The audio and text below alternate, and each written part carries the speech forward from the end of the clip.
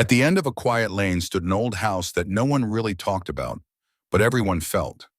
People who passed by would slow down without realizing, their voices dropping, their steps quickening.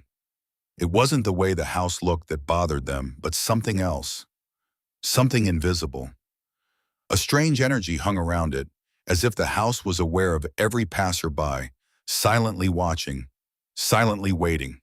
One warm evening, four boys, Arav, Kabir, Rohan, and Dev, were playing cricket nearby. Their laughter echoed freely, breaking the silence that usually surrounded the place.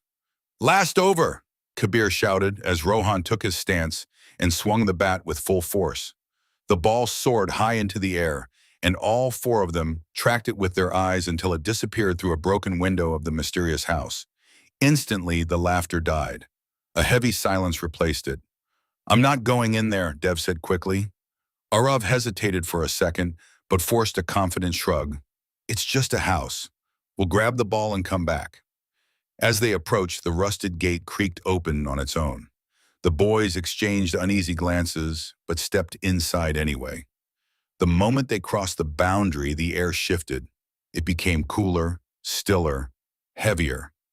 Even their footsteps sounded louder than normal. A sudden gust of wind rushed past them, and the half-open door slowly creaked wider, as if inviting them in. Inside, the house didn't feel abandoned. The walls were strangely clean, untouched by dust.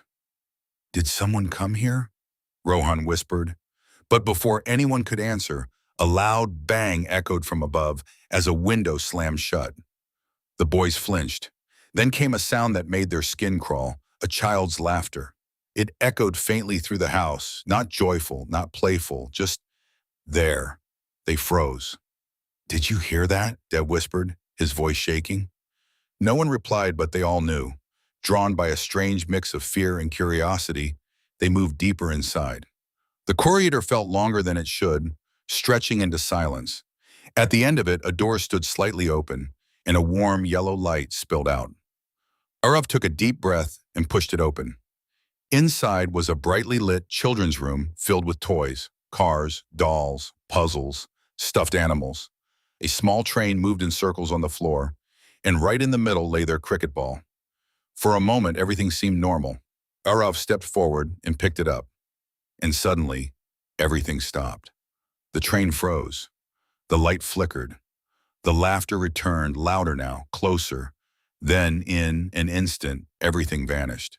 The toys, the colors, the light, leaving behind a dark, empty, dusty room as if nothing had ever existed there. "Run!" Dev shouted, and they bolted out of the room. The hallway now felt tighter, suffocating. The laughter followed them, growing louder with every step. They reached the main door, hope flashing in their eyes.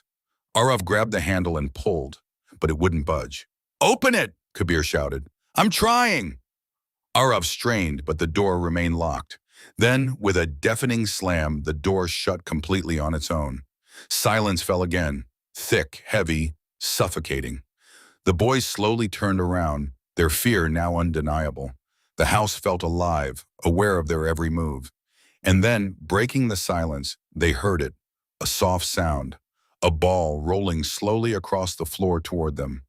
Their ball, moving on its own, as if the house had been waiting all along, not for them to leave, but for them to stay.